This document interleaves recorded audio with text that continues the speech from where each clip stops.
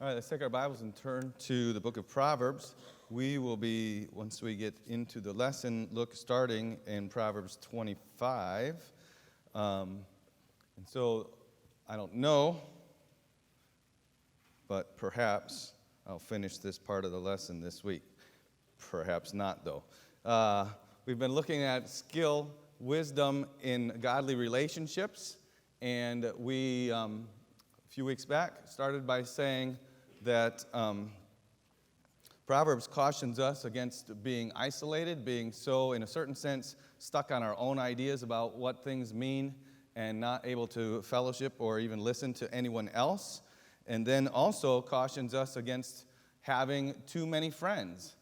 We looked at another, a true application, but another look at a man that has friends must show himself friendly. If you've got to have a lot of friends, you have to be friendly with all of those people. And at some point, there can't be that many friends that all believe right.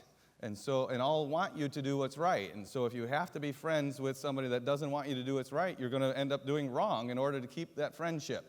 So the warning against just having this desire or need that you have to have friends, because you're going to have to be friendly. You're going to have to please those friends in order to keep their friendship. So we had those words of caution. And then we started looking at what to look for and what to value in friends, what Proverbs tells us about that. We mentioned wisdom. We talked about the idea that the person who walks with wise men shall be wise. Proverbs 13:20 says that, and the idea there, the strong principle is that who you walk with is what you'll become like. The person who walks with wise people will become wise, and you could almost put leave the walk and the will become in there and put any other thing in there. If you walk with foolish people, you'll become a fool.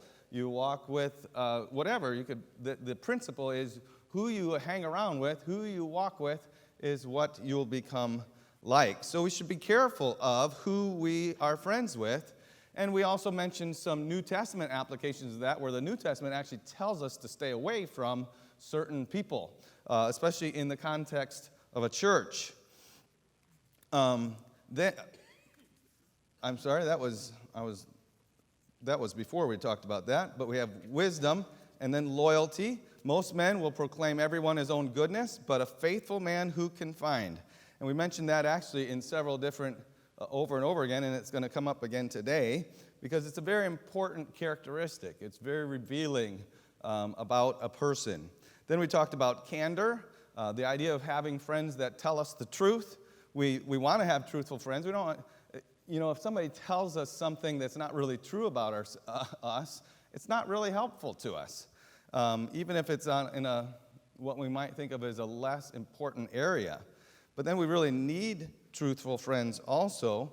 The Bible talks about someone who is willing to, how much rebuke is good for us. Open rebuke is better than secret love. And we should remember when somebody is, there are certain people who just love to go around and criticize you face to face, criticize whoever they will. But if a person is your friend and they get up the guts to come and tell you about something that's bothering them about you or that they're concerned about, that is something to really, really cherish and value and respond to. We need that type of friend. Think of the risk that they're taking, and be a friend that's easy to correct. Then we talked about some things to beware and avoid. One was foolishness, which is the opposite of wisdom. Second was a hot temper. Someone who's often loses their temper, is angry and violent. People with mouth problems. There's gossip and slander there, Proverbs talks about, and flattery. And then disloyalty, we ended with last week. So loyalty is something to cherish. Disloyalty is something to watch out for. And now, almost in a maybe a parallel way, but not exactly the same thing. So these, before we were saying this is what to beware of and to value, and then these are things to look for, or I'm sorry, I messed those up, didn't I? These are things to seek for and value, and then to beware of and avoid. And now we'll look at some pitfalls to relationships, and this would be kind of a lot of the same ideas, but maybe from the standpoint of we already have this person as a friend. So the first one we see the first one we're going to talk about, we see in Proverbs 25:17. Proverbs 25:17, which says, "Withdraw thy foot from thy neighbor's house, lest he be weary of thee, and so hate thee." So this is kind of assumes a friend, the neighbor is your friend. And it says, "Withdraw yourself from his house, lest he be weary of thee, and so hate thee." So the idea of withdraw, the word withdraw, is carries with it the idea of making rare. So withdraw, we get the idea of just leaving. But along with that is the idea of not being there all the time. So making yourself rare. We probably all know that person or have heard of a person that is just always around. They're not rare. They're just there. It's this. They're always there. They're always coming over, or they're always coming up to you, and so it's that type of activity that is being warned against. It says, "Withdraw thyself from thy neighbor's house, lest he be weary of thee." And the word weary has the idea of satiated, sated, glutted, stuffed. You know how you feel on, Thanksgiving afternoon? You've just had so much and you just can't take any more. That is the danger that we have if we are always imposing ourselves on people that we think are our friends. They're friendly enough to us, and so we're always there. Pretty soon, they've had enough. They're stuffed. They can't handle any more of you. That is actually the word that is that's there with that, "lest he be weary of thee, and so hate thee." So what's the idea here? One way to think of this is to be careful of mismatched, and I'm trying to think of a way to describe this, but let's just say mismatched time-energy commitment. Okay, so we have friends, and they're all on different levels. Okay, so I have some people that I'm friends with, and I see them once in a while, and other people that I'm around them a really lot. So if somebody that I'm not really been around a real lot, I spend, I'm just with them all the time. That's a mismatched time-energy commitment. That's what I mean by that. I don't know if those are the best words to describe it, but let me just go on and give some other explanation. Maybe it'll help us understand it. So we should be careful not to always be bringing our needs to our friends. If every time you show up at the door, or you're dumping, and maybe there's dumping, you say, "Well, I never dump," whatever. If we're always there and always taking from a relationship that seems to be a give-take relationship, pretty soon the person that you're taking from all the time is going to be like, "I've had enough of this. I can't handle it anymore." They don't answer the door, whatever, or just kind of don't make eye contact with that person, because as soon as you do, they're gonna like come over and start telling you all kinds of things, whatever. Just beware of that. That's what this verse is talking to us about. There's nothing wrong with being friends with somebody, but kind of know what level of friendship that you have. There's nothing wrong with wanting to become a better friend with someone. You're looking around, maybe you're a young person and you've been given advice. You need to find some good friends. Well, you can't just go up to somebody that you think is a good person and just hang out with them all the time. You haven't earned that friendship yet. I'm not saying you shouldn't go talk with them, but you're around them, you enjoy their fellowship, but it takes time to grow in the level of friendship that you have. So, one man, speaking about this verse, said, if you seek esteem, if you want people to enjoy your fellowship, come seldom. Okay? If you're there all the time, if we just think of a house, that's the picture used here.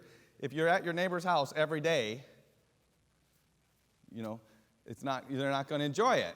But if you come over once in a while, and who knows the frequency that would be, depending on your level of friendship with that person, but once in a while, then your neighbor enjoys it when you come over. But if you're coming over all the time, it's not enjoyable. The same man said this a little bit later. He didn't say it exactly this, I'm paraphrasing. Don't seek to gain by force what should take time to earn and gain. Okay, and that's where I was saying, if you think, well, that's a good person, I enjoy them, well, maybe they don't enjoy you yet. Okay?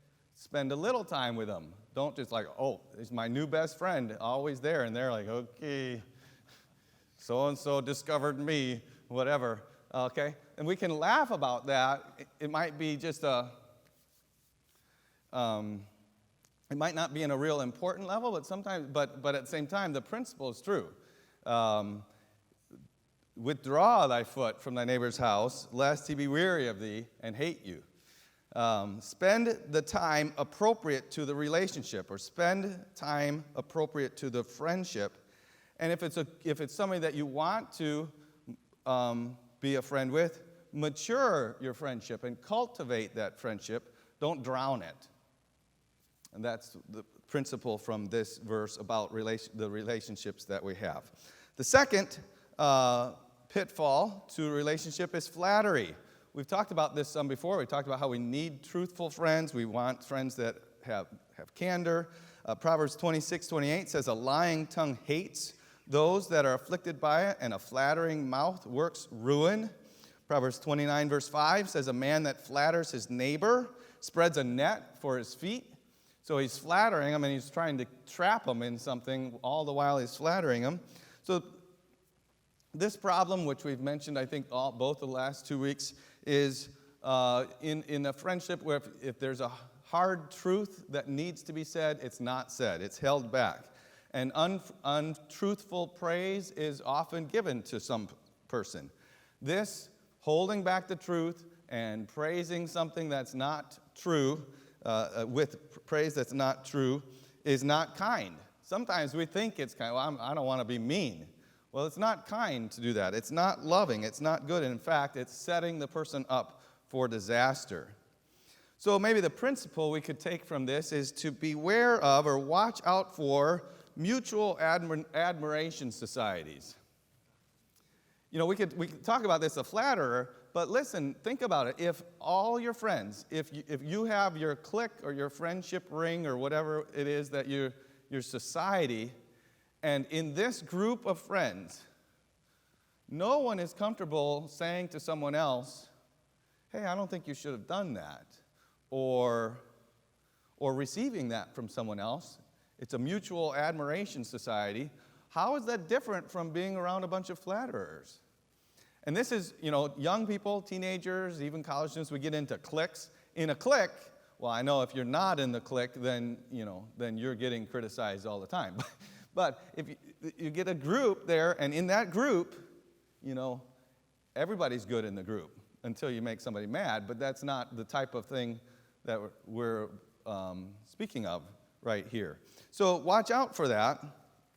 If in your friendships, no one's comfortable pointing out when you've done something wrong or could do something better, and it's really something that should be addressed, we have to be careful. We should watch. We should not be. We should watch out for that. Sometimes this happens because the person treats a serious fault with adoring blindness. Okay, so this would be, we like this person so much, we don't see any faults in them. Sometimes this happens because there's a relationship there that's so fragile that it can't bear the truth. If I say the truth, then they won't be my friend anymore, or I won't have any relationship with them. Sometimes we need a friend. We're so lonely that we'll do whatever to have a person as a friend. And so our need for a friend is so dire, so bad that it can't bear the truth. But some things that we should think about. If we think about our friends and we're never being challenged or corrected or whatever by them, and of course we wouldn't, every day. But that wouldn't be what I'm speaking of. But there's never a time when a friend can't, challenge us or question us. We should ask, am I above criticism? Have I got to the level in my life where I don't need any criticism? There's nothing in my life that needs improvement. None of us are there, right? None of us. Now, we would like to be there, because we don't like the criticism, we don't like the challenge, but that's our human flesh there. Our spiritual side, the new man inside us knows we need to keep growing, and there's always an area. But if all of our friends none of our friends are helping us grow, we need some different friends. Maybe we don't need to get rid of all those friends, but we need some friends. And the friends that will help us are better than those that just either have to have a friend so bad they'll put up with anything in us, or they just think we're the greatest thing in the world, so they would never point out something that we've done wrong. Perhaps we have those kinds of friends because we run from criticism. Proverbs 15:12 says, "A scorner loves not one that reproves him, neither will he go unto the wise." So it can be us. We have some friends. We have a friend who comes to us, bites the bullet and tells us about something that's really concerning them, and what we decide we're not going to be around them anymore. We run from that. Rather than be told how we could improve, we run from it. We become a scorner if we do that all the time. We're scorning any type of help. What we need is a Proverbs 8 and 9 type of person. We need to be, or it says, give instruction verse 8. Reprove not a scorner, lest he hate thee. Rebuke a wise man, and he will love thee. Give instruction to a wise man, and he will be yet wiser. Teach a just man, and he will increase in learning. So those are some thoughts to think about with the idea of flattery. Then, the pitfall to friendship is when offense is given, when we give offense in some way. Proverbs 10:12 says, hatred stirreth up strifes, but love covers all sin. So this is kind of an overview of the idea. The stirring up is the idea of making a big deal out of a small offense. It stirs it up. I mean, there's something happened. Let's say there's a little, I shouldn't use fire, but let's just say it. Let's just use fire. A fire could grow on its own, but that's not the picture here. The picture is there's something there, there's a spark, and you stir it up. You try to keep it going, give it oxygen so that it grows. All right? Hatred stirs up the strife, but love covers all sins. So the stirring up is making a big deal out of something that wasn't really a big deal. And covering really is the idea of letting it go or loving over it. It's like, okay, that was an offense. I'm offended by it, but I'm not going to be offended by it. I love the person more than to stir up a big deal out of this. Proverbs 17:9 we'll look at says, he that covers a transgression seeketh love, but he that repeats a matter separates very friends. Okay, this is a related idea. We're going to look at it a little bit more, so we'll stop. We won't go over it right now. 1 Corinthians 13, verse 5 reminds us about love, how we ought to, the kind of love we ought to have. And it says there, 13, verse 5, that charity doth not behave itself unseemly, seeketh not her own, is not easily provoked, thinketh no evil. So if we love somebody and then we hear of something or we see them do something, we don't immediately think, oh, they're trying to hurt me. Okay. But hatred does. If we're like, oh, I know what they did, I know why they were doing it. And really, none of us know why. But anyway, offense given. The problem here we see in Proverbs 17:14. Proverbs 17:14 tells us that the beginning of strife is as one letteth out water. One lets out water. Therefore, leave off contention before it be meddled with. The picture here is maybe of a dam. And the beginning of strife is when there's just a tiny little hole in the dam. And the admonition is to leave off contention. Don't, like the verse we were looking at before, don't stir it up. Don't look at that hole and dig around and make it bigger and bigger. Pretty soon the water is going to come gushing through there and you won't be able to stop anything from that water. So he says, leave off contention before it be meddled with. Don't obsess over small wrongs. Somebody has wronged you, and that's all you can do is think about it. Then it's like knocking the dam down. Obsessing results in a situation much, much worse than what it was in the beginning.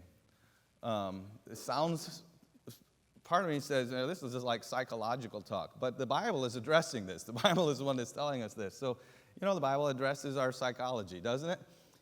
Somebody wronged you, all I can do is, they wronged me, and it gets to be bigger and bigger and worse, and you ruin your whole friendship over something that really shouldn't have been thought about, shouldn't have been meddled with.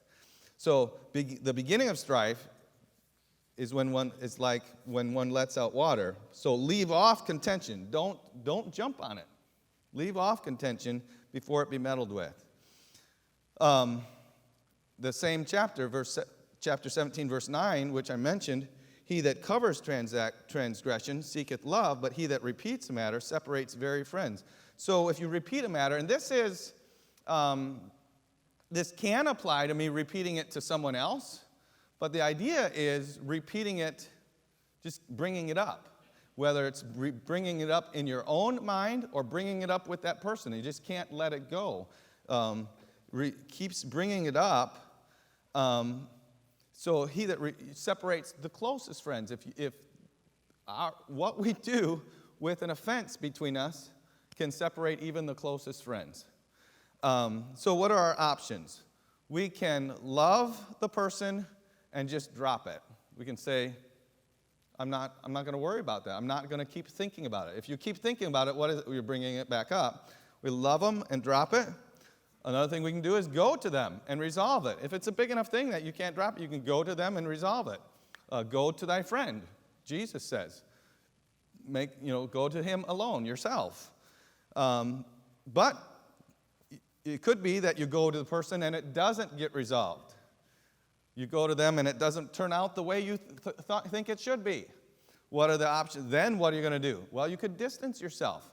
You could say, well, maybe I shouldn't be in his house so often, right? Doesn't it, maybe I don't have that level of friendship. Maybe, be honest with yourself. Maybe you're making him sick when you come over. He feels like he just had Thanksgiving dinner. He's like, enough of this person. So we have this issue. We could love it, we could drop it, we could go to them and it could be resolved, or we could go to them and it's not resolved. So then we could just put distance between us so that it's not an issue. We could resolve that we're just not going to make an issue. We could resolve to drop it. Or we could just keep bringing it up. and keep bringing it up, and that destroys the relationship. So then we get to another verse on this issue, and that's Proverbs 18:19, which says, "A brother offended is harder to be won than a strong city, and their contentions are like the bars of a castle." The brother here, it can of course be a brother, but a brother indicates a very close friendship. If you offend somebody that is that close a friend with you, it's harder to be won than a strong city. Beware of damaging close relationships. Now, you have to be careful. That doesn't mean you flatter the person that you're closely related with either. But we should value and beware of damaging close relationships. They're much harder to repair. Then, some things that are good in a friendship, in a relationship. And Proverbs 27, verse 5 and 6 says, "Open rebuke is better than secret love. Faithful are the wounds of a friend, but the kisses of an enemy are deceitful." We've spoken of this some already today and last week. Open rebuke is like candid counsel. It has the word that has the idea of counsel in it, a frank correction. You know, you talk with somebody. It's not just like from an authority. I often think of rebuke as coming from an authority, but just a candid counsel. Me and a friend of mine, and he says, I don't know if that's the right thing. I was like, okay, that's better than secret love. And secret love is invisible love. It's like, it's non-existent. No one can see it. But it says, faithful are the wounds of a friend. So faithful is the idea of reliable and sincere, and that's a key thought here.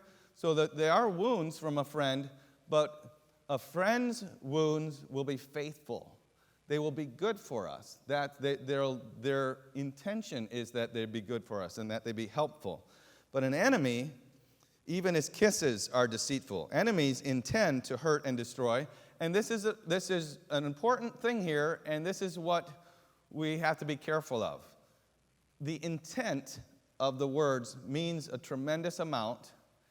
And I was kind of joking about how we don't know what people intend, but we don't. When we just assign what somebody intends, then we're hurting ourselves most of the time. If a faithful friend could say something and they're intending to help, but we assign the wrong thing to it. An enemy, a flatterer, they don't care about us one bit, but we believe what they say. The intent is actually very important. So it's important for us to somehow understand what the intent is, and that's hard to, we don't just know that. But if a person is a friend, we should assume that their intentions are good toward us, are faithful and reliable toward us. Proverbs 28:23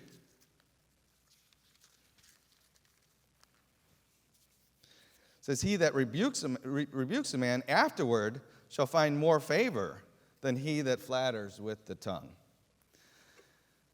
The second good thing is helpful counsel. Proverbs 27:9 says, "Ointment and perfume rejoice the heart, so doth the sweetness of a man's friend by hearty counsel." Hearty counsel is heartfelt, sincere advice. Somebody comes to you and they're giving you good counsel. They're trying to. That type of advice makes life sweet, we might say, on the non-physical planes of life. Ointment and perfume, it's like, oh, wow, this is nice. But good counsel does that in areas that's not physical, whether it's emotional or spiritual.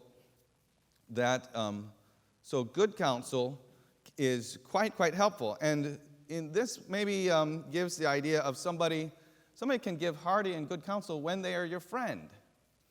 You have something that you're trying to work through. You go to a good friend. They know you. Maybe you're working through a situation and people are saying this about you or whatever, and you're trying to decide certain things. A good friend knows who you are. You don't have to explain to them that you're not doing what everybody is gossiping about you about. You don't have to explain how the things that you've done before in your life, a good friend picks up with right where you are and says, okay, so if this is good, they give outside eyes to a situation and they can give hearty counsel. And that is very pleasant. That's very, very helpful, very reassuring when we're in a hard time. And and that's somewhat of what this verse is telling. So when a friend comes to you, you don't need to belabor all the things that you already know about that person. You can give them good counsel because you know them already. The third thing is loyalty. Loyalty, it's a linchpin trait. If someone is disloyal, that's just, it comes up over and over and over again. Loyalty to friends begins with loyalty to God, though, we should point out. Proverbs 27:10 says, thine own friend and thy father's friend forsake not, neither go into thy brother's house in the day of thy calamity, for better is a neighbor that is near than a brother far off. So a close friend is better is a neighbor that is near than a brother far off. Where a brother is very helpful, but a neighbor that is a friend who is close is more helpful. And he says, thine own friend and thy father's friend, that gives the idea of somebody who's been a friend for a long time. They're a trusted friend. Old, in the sense of old tested friends, are better. This person that you know is a friend is better in a tough time. And then mutual refinement. I don't see the teens yet. I just want to get through this.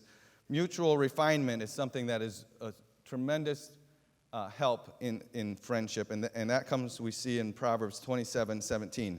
Iron sharpeneth iron, so a man sharpeneth the countenance of his friend. You know, in Eden, before there was any sin, God said it was not good that Adam should be alone. When he said that, he underscored the importance of society in general, and of course marriage in particular. And just some things to notice from this verse. Iron sharpens iron. They're like substances. So a man sharpens the countenance of his friend. We can get some help from listening to a sermon on a CD or something, or reading a book, but we get the best help from physical interactions. A man with his friend. They're physical beings. Books, recordings, etc. Those can be good, but they're not like a person. And then this material is sharp. It's a strong, sharp people. Iron sharpens iron. You know, we don't take, butter to sharpen iron. It takes iron. It takes something strong. And so we need strong people around us. We're not going to be sharpened by being around people that are weaker than us. And who knows, maybe we're stronger than them in one area and they're stronger than us in another area, and that's a good friendship, so long as our strengths are strengthening the other person. Iron sharpens iron, so a man sharpens the countenance of his friend. So we want to have friends who are seeking to be godly.